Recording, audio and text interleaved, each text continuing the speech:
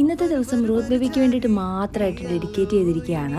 Dubai island ബീച്ചിലേക്കാണ് ഇന്ന് അവളെ കൊണ്ട് ഞങ്ങൾ വന്നത്. ഇവിടെ ഡോഗ്സ് അലൗഡ് ആണ്, അവർക്ക് അങ്ങനെ റെസ്ട്രിക്ഷൻസ് ഒന്നും ഇല്ല. കൂടാതെ അവരെ നമുക്ക് ബീച്ചിലൊക്കെ ഇറക്കാനായിട്ട് പറ്റും. ഇവർക്ക് വേണ്ടിയിട്ട് മാത്രം ഒരു ഏരിയ ഉണ്ട്, അപ്പോൾ അവർക്ക് ഇറങ്ങുകയും സ്വിം ചെയ്യുകയും ഒക്കെ ചെയ്യാം. അങ്ങനെ ഞങ്ങൾ ഇവളെ കുറച്ച് നേരം ഒന്ന് ലീഷ് അയച്ച് വിട്ടു. കാരണം ഈ ഏരിയയിലൂടെയൊക്കെ നമ്മളൊന്ന് സ്വതന്ത്രമായിട്ട് ഓടി നടന്നോട്ടെ എന്ന് വിചാരിച്ചിട്ടാണ്. പിന്നെ നമ്മൾ പറയുന്ന അനുസരിക്കാതെ അങ്ങനെ ദൂരമായിട്ടേക്കൊന്നും നമ്മൾ പോയില്ല, നമ്മുടെ ഉള്ളിൽ അതിൻ്റെ ഉള്ളിൽ നിൽക്കും.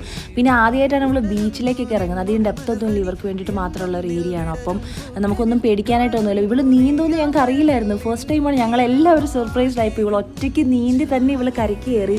പിന്നെ പലതവണ ഞങ്ങളിത് പ്രാക്ടീസ് ചെയ്യുമ്പോഴും നമ്മളെക്കാട്ടിലും നന്നായിട്ട് നീന്തി അവൾ ഞങ്ങളെ എല്ലാവരും അത്ഭുതപ്പെടുത്തുമായിരുന്നു ചെയ്തത്. പിന്നെ ഇതുപോലെ തന്നെ വേറെ കുറേ ഡോഗ്സിനെ ഇങ്ങനെ കൊണ്ടുവരുന്നുണ്ട്. പിന്നെ അവരായിട്ടൊക്കെ കുറേ നേരം ഇൻട്രാക്ട് ചെയ്തു.